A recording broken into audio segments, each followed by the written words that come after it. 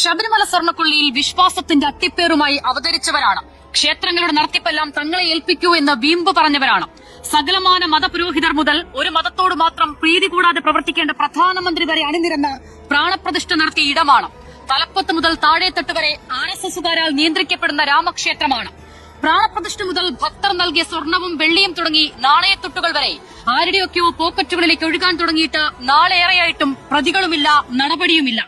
അയോധ്യ ക്ഷേത്രത്തിലേക്ക് എത്തിയ 60 കിലോ തൂക്കം വരുന്ന വെള്ളിക്കട്ടകൾ രേഖകളിൽ എവിടെയുമില്ല എന്നാണ് ഇതുവരെ വന്നതിൽ ഔദ്യോഗിക കണക്ക്. അതിലപ്പുറം എത്ര പോയി എന്നതിന്റെ ഒരു കണക്കുപോലുമില്ല. കാണിക്ക എണ്ണാൻ തുച്ഛമായ വരുമാനത്തിന് വന്നിരുന്നവർ ഇന്ന് ആഡംബര വീടുകളുടെയും വാഹനങ്ങളുടെയും ഉടമകളാണ്. കൊള്ളയുടെ ഉറവിടം തൊടാൻ ഇതുവരെ കഴിഞ്ഞിട്ടില്ല. പക്ഷേ അന്വേഷണ സംഘത്തിന് ശബരിമല മുതൽ അയോധ്യ വരെ ആരാധനാലയ നടത്തിപ്പുകാർക്ക് വിശ്വാസം ചൂഷണമാർഗം മാത്രമാകുന്ന കാലമാണ്.